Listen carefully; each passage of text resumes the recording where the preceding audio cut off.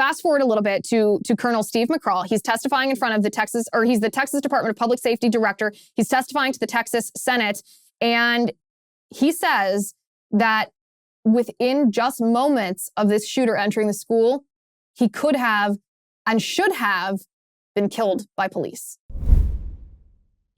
That the law enforcement response to the attack at Robb Elementary was an abject failure and antithetical to everything we've learned over the last 2 decades since the Columbine massacre. 3 minutes after the subject entered the West Building, there was a sufficient number of armed officers wearing body armor to isolate, distract, and neutralize the subject. The only thing stopping a hallway of dedicated officers from entering room 111 and 112 was the on-scene commander, who decided to place the lives of officers before the lives of children.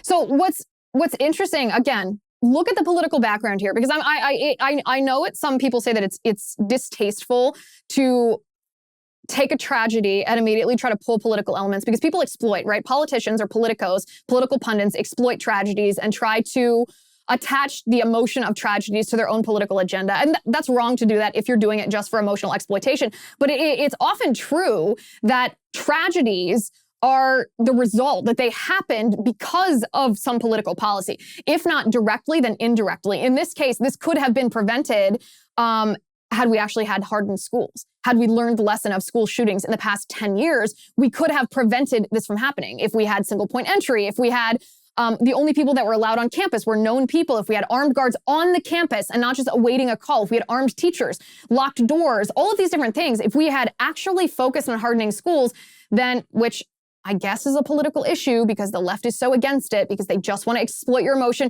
on these type of tragedies to push gun control. But oftentimes these tragedies do have a political element, and it's imperative that we don't fall for the accusation from the other side that we are exploiting a tragedy just for political points. That we say, okay, this is what happened, this is what we could do to prevent it, and this is the political hurdle that stands in the way of accomplishing what could have been done to prevent this. So the left right now is trying to make this political in 2 ways. They're trying to blame Governor Abbott. They're calling this a cover-up. I have seen no evidence that there's been a cover-up from Abbott. If Abbott staged a cover-up, I'll sit here and call him out. I don't care what parties he's in. I'm not loyal to a party in that sense. I'm loyal to the children that need our protection. But the left will not look at what actually happened because it gets in the way of their gun control agenda. And Congressman Eric Swalwell is a perfect example of this. This is what he tweeted. He said, "Warning, police accountability at Uvalde is important, but it is not an alibi for inaction on gun safety. We're a country of unrestricted weaponry. Unless that changes, more kids will be killed, period." So what is he saying? He's saying, sure, let's talk about police briefly, but the real problem is that you haven't passed my gun control agenda. We haven't banned AR-15s and allowed the government to confiscate your guns and ultimately revoke your Second Amendment right to keep and bear arms.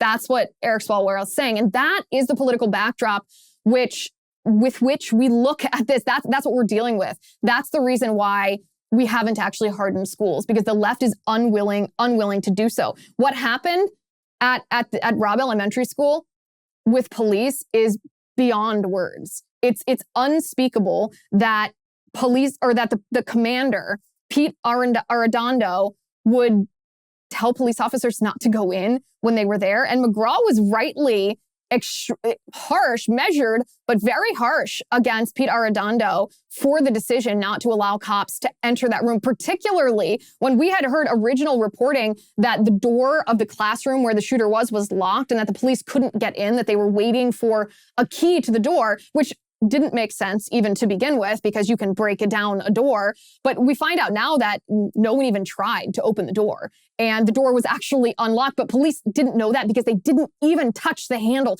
They didn't even try to breach that door. That showed Room 111, 112. There's many references about Chief Arredondo about the door being locked and needing keys and more keys and a master key and just constant references to keys. But is there any evidence whatsoever that shows through the video as it was examined later that the door was ever that there was an attempt to open the door or test whether or not it was locked? We could never see anybody put their hand on the door, and of course, up until the breach. And then at the breach, we've gone back and talked to the breachers, re-interviewed the breachers, and they said no, they didn't try the door handle beforehand. And remember, this is what we heard on CNN within just days of the shooting, where a law enforcement officer defended this incident commander, Pete Arredondo. He's the Uvalde School District Police Chief, for telling officers to stand down. And the reason that this law enforcement officer gave on CNN was that if police officers went in there, understand that they could have been harmed or killed. And it was mind-blowing to everyone in the country who watched this, because that's literally a risk that you have to be willing to take if you are a police officer. I'm not saying that that's a risk that everyone is willing to take, but if it's not a risk you're willing to take, then you shouldn't be a police officer. That should be a no-brainer. This should be very obvious. And this was the choice. This was the choice that Colonel Steve McGraw said that Pete Arredondo made, and it cost the lives of these children. I mean, it's hard. Again, it's hard to process that as these children were making 911 calls, these cops were outside of the classroom with ballistic shields, with rifles, and that they were supposedly waiting on a key to a classroom door that they hadn't checked. It was unlocked. They could have opened it and gone in there. If I'm the parents of these children, I mean, I can't imagine the grief that they're going through. And I pray for the grace of God that they have some healing and some respite from the agony that they must be suffering. But I don't know how I would handle this politically, because it is beyond human comprehension that this could have been stopped.